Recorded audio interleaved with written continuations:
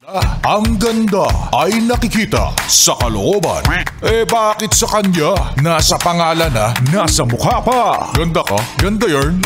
Ito na ang nagmamaganda at feeling diva. Ganda Wanda! Grabe naman to si Sia makasigaw. Pwede namang mag-sorry, nagkamali lang, ikaw naman. Ay nako, maglabasan lahat ng feeling perfect. Yung mga walang kapintasan, yung mga hindi nagkakamali, o ikaw na to, tuturo ka pa sa iba. Nakikita ko yung daliri mo, yung hintuturo mo, ayan o, tumuturo na sa iba para hindi maturo sa sarili niya. Mga yes friend, it's me, it's a girl DJ Ganda Wanda.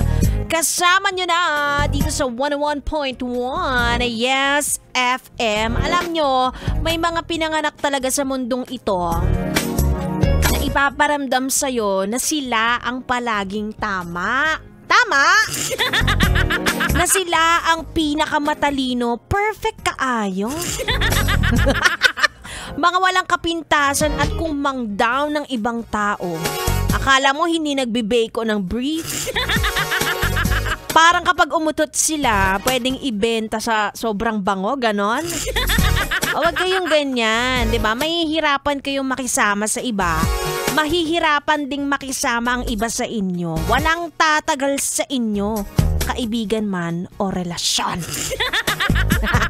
Diba? Tanggapin nyo na at some point, nagkakamali ka rin naman. Usually, ito yung mga natatakot magkamali dahil judgmental sila sa ibang tao. Kapag iba naman yung nagkakamali, di ba?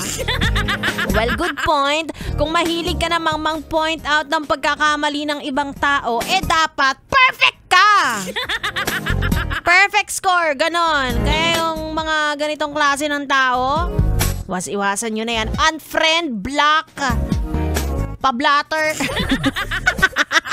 Diba, hindi nakakabuti para sa inyo. Yung kapag nagkamali ka ng isang beses, take note ha, isang beses, ipaparamdam sa'yo na parang hindi ka na grade 1. Ay, nako. Ganon, lahat tayo nagkakamali ha. Kanya-kanyang diskarte na lang kung paano tayo matututo. Pero kung yung pagkakamali mo kahapon ay inulit mo ulit ngayon, ibang usapan na yon. At inulit mo ulit sa mga susunod pang araw, ibang usapan na yon.